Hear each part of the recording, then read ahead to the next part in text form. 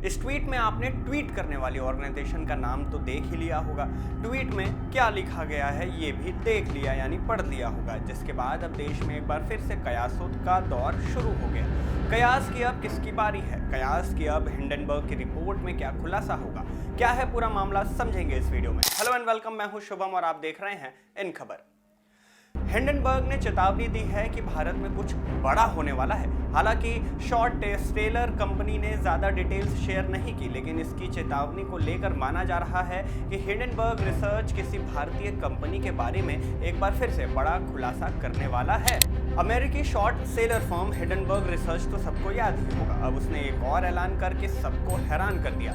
दरअसल शनिवार की सुबह एलन मस्क के स्वामित्व वाली एक्स पर पोस्ट करते हुए अमेरिकी कंपनी ने भारतीय कंपनी से जुड़े एक और बड़े खुलासे का संकेत दिया। अपनी पोस्ट में हिंडनबर्ग रिसर्च ने लिखा कि भारत में जल्द ही कुछ बड़ा होने वाला है। हालांकि इस पूरे मामले पर किसके बारे में कहा गया और क्या बड़ा होने वाला है, इस बारे में हिंडनबर्ग ने कोई खुलासा नहीं किया।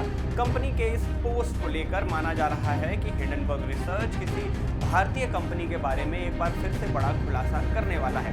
अब जिन्हें नहीं पता कि ये हिंडनबर्ग है क्या, तो उन्हें बता देते हैं कि ये है क्या और ये करती क्या है। देखिए, हिंडनबर्ग एक इन्वेस्टमेंट फर्म होने के साथ ही शॉर्ट सेलिंग कंपनी है। कंपनी की प्रोफाइल पर नजर डालें तो एक एक्टिविस्ट शॉर्ट सेलर कंपनी ये दिखाई देती है। शॉर्ट सेलिंग के जरिए ये अरबों रुपए की कमाई करती है। अब सवाल ये आता है कि आखिर शॉर्ट सेलिंग होती क्या है, तो बता दें ये एक ट्रेडिंग या इन्वेस्टमेंट की स्ट्रेटेजी है। इसमें कोई भी व्यक्ति किसी खास कीमत पर स्टॉक या सिक्योरिटीज को खरीदता है और फिर कीमत ज़्यादा होने पर उसे बेच देता है, जिससे उसे जोरदार फायदा होता है यानी मुनाफा होता है। नाथन एंडरसन की रिसर्च फर्म हिंडनबर्ग का मेन काम है शेयर मार्केट, इक्विटी, क्रेडिट और डेरिवेटिव्स पर रिसर्च करना। इस रिसर्च के जरिए कंपनी ये पता लगाती है कि क्या स्टॉक मार्केट में कहीं गलत तरह से पैसों की हेराफेरी तो नहीं हो रही, कहीं बड़ी कंपनियां अपने फायदे के लिए अकाउंट मिसमैनेजमेंट तो नहीं कर रही हैं, कोई कंपनी अपने फायदे के लिए शेयर मार्केट में गलत तरह से दूसरी कंपनियों के शेयर को बेट लगाकर नुकसान तो नहीं पहुंचा रही। इन सब बिंदुओं पर गहन रिसर्च के बाद कंपनी एक डिटेल रिपोर्ट तैयार करके उसे पब्लिश करती है और यही कहलाती है हिंडनबर्ग की रिपोर्ट। हिंडनबर्ग की चर्चा देश भर में पिछले साल हुई थी। दरअसल जनवरी 2023 में हिंडनबर्ग रिसर्च ने गौतम अडानी के अडानी ग्रुप पर निशाना साधते हुए एक रिपोर्ट जारी की थी। इस रिपोर्ट ने हड़कंप भी मचाया क्योंकि हिंडनबर्ग ने अडानी ग्रुप पर कई गंभीर आरोप लगाए थे। वहीं हिंडनबर्ग रिसर्च की रिपोर्ट के सामने आते ही अडानी ग्रुप के सभी शेयरों में तगड़ी गिरावट देखी गई और गौतम अडानी दुनिया के दूसरे नंबर के अरबपति बनने के बाद 36वें नंबर पर खिसक गए, क्योंकि इनकी संपत्ति में रिकॉर्ड गिरावट दर्ज की गई।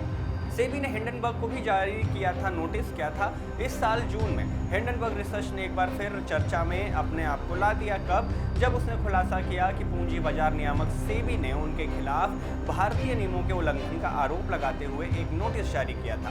ये घटनाक्रम एक महत्वपूर्ण मोड़ साबित हुआ क्योंकि हिंडनबर्ग रिसर्च ने पहली बार अपनी रिपोर्ट में कोटक महिंद्रा बैंक की स्पष्ट रूप से पहचान की। नतीजन इस खुलासे के कारण कोटक बैंक के शेयर मूल्यों में उल्लेखनीय गिरावट आई, जो शुरुआती कारोबार के इस सेशन में जून के बाद से अपने आप में सबसे निचले स्तर पर पहुंच गया। हिंडनबर्ग ने कहा कि भारतीय बाजार नियामक की ओर से 27 जून 2024 को जारी किया गया नोटिस बकवास है। इसे एक पूर्व निर्धारित उद्देश्य को पूरा करने के लिए तैयार किया गया था। उसने कहा कि भारत में सबसे शक्तिशाली व्यक्तियों द्वारा किए गए भ्रष्टाचार और धोखाधड़ी को उजागर करने वालों को चुप कराने और डराने का प्रयास है। खैर, ये तो हुई हिंडनबर्ग की बात, लेकिन इस पूरे मामले पर आप क्या सोचते हैं? आपको क्या लगता है कि हिंडनबर्ग रिपोर्ट अब किसके लिए बड़ा खुलासा करने वाली है? कमेंट सेक्शन में हमें ज़रूर बताएं। बाकी देश दुनिया की ऐसी वीडियोस में बने रहने के लिए आप इन खबर को सब्सक्राइब ज़रूर कर लें।